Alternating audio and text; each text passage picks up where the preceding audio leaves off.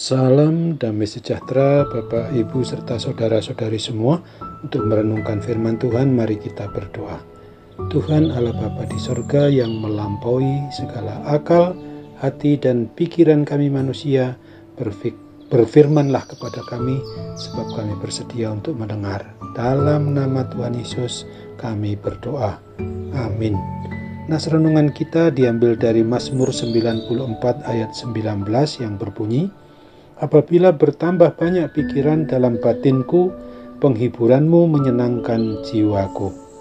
Sebagai tema yang diangkat dari nas renungan kita adalah penghiburan dari Tuhan Yesus menyenangkan jiwa. Segala sumber penghiburan yang sejati hanya datang dan dapat diperoleh dari Tuhan Pencipta dan Pemelihara hidup dan mati kita. Ketika kita mengalami banyak pikiran, baik di dalam rasio atau akal, bahkan di hati maupun batin kita, maka kita membutuhkan Sang Penghibur agar Dia berkenan untuk menolong kita di dalam mengatasinya.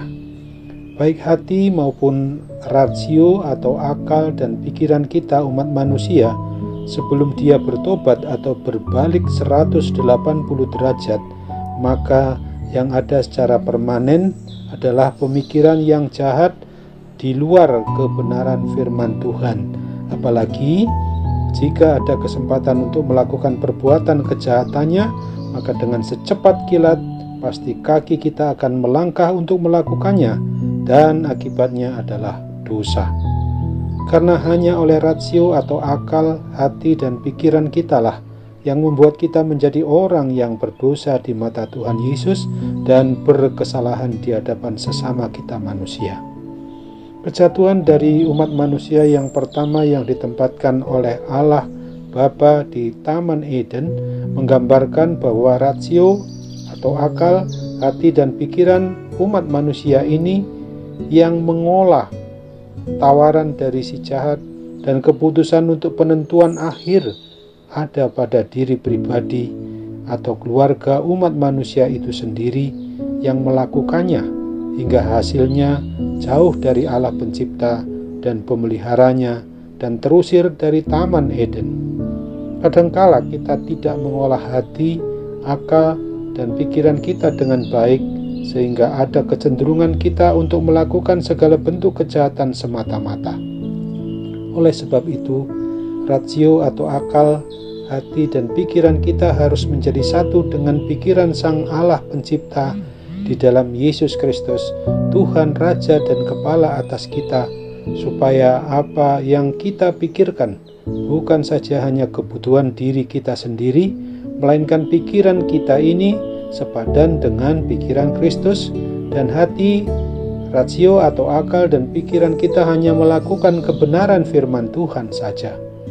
Mengutamakan pikiran dan menyatukan hati, rasio atau akal, dan pikiran kita dengan pikiran Allah di dalam Kristus Yesus dalam persekutuan Roh Kudus memang tidak semudah ketika kita membicarakannya, akan tetapi sungguh-sungguh harus dengan mengandalkan pertolongan Roh Kudus, maka segala sesuatu tidak ada yang mustahil. Salam berkat penghiburan dari Tuhan Yesus Kristus beserta dengan kita semua. Amin. Mari kita kembali berdoa. Tuhan Bapa di sorga, kiranya Roh Kudus menolong kami agar kami boleh menyatukan baik itu rasio atau akal, hati, pikiran, dan perasaan kami manusia dengan hati dan pikiran Tuhan Yesus Kristus sendiri, supaya kami dapat berbuat apa yang terbaik menurut kehendak-Mu saja. Dalam kesempatan ini kami juga berdoa bagi saudara-saudara kami, siapapun mereka yang berbeban berat karena sakit penyakit yang mereka derita, apapun penyakitnya itu, seperti khususnya juga akibat pandemi COVID-19 ini ya Bapak. Tolong melalui sarana perawatan para medis, dokter, obat yang mereka gunakan dapat memungkinkan mereka menerima mujizat kesembuhan yang daripada-Mu, karena memang tidak ada yang mustahil bagi-Mu Bapa, ketika kami memang sungguh-sungguh mau menyatukan hati, akal, pikiran kami dengan akal pikiran Tuhan Yesus Kristus sendiri. Dalam nama Tuhan Yesus, kami mau berdoa, bersyukur dengan sepenuh hati kami. Amin.